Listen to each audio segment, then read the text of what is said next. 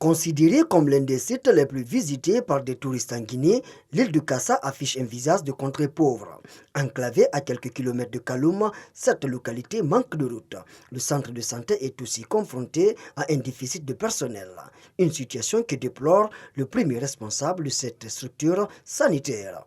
Nous avons la consultation primaire curative, nous avons le PEV, nous avons la consultation prénatale, nous avons aussi la planification familiale. Ensuite, il y a les activités de la maternité. L'accouchement s'est fait à Kassa.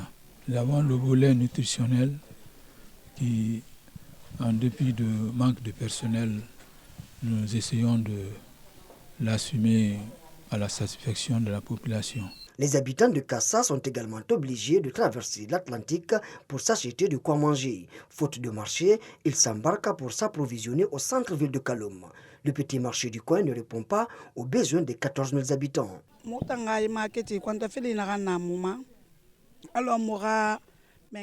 Nos inquiétudes à propos de notre marché, c'est du fait que le sous-préfet qu'ils ont changé avait commencé à le finaliser pour nous avant son départ. Il a mis des fenêtres. En plus, il nous avait dit qu'il allait installer des tables à l'intérieur et aussi mettre des portes pour qu'on puisse fermer nos objets dedans. En attendant, c'est au dehors ici qu'on s'assoit pour faire nos petits commerces. Notre marché qui est ici, il faut avoir le courage pour rester. Dans le secteur éducatif, le niveau de formation des élèves est remis en cause. Il n'y a qu'un seul collège qui est confronté à d'énormes difficultés. D'abord, nous partirons du manque de clôture autour de la concession scolaire, ce qui entraîne la sortie des élèves pendant les heures de récréation et bon nombre ne reviennent plus. Ça c'est la première difficulté. La deuxième difficulté, il y a un manque d'eau potable. Le collège n'a pas de forage. Nous sommes en manque d'électricité également, qui se pose avec acuité. Vous avez vu l'aspect des classes. Il fait réellement sombre dans les salles de classe. Et pendant la saison des pluies, quand il y a pluie, décidément, nous sommes contraints d'interrompre les cours, parce que la visibilité n'est pas là.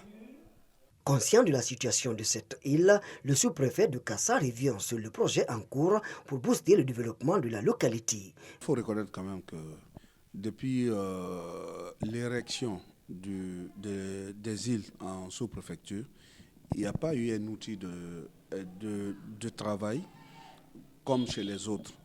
Quand vous prenez les autres sous-préfectures ou les communes rurales, ils ont leur outil de développement qu'on appelle PDDI ou PDL.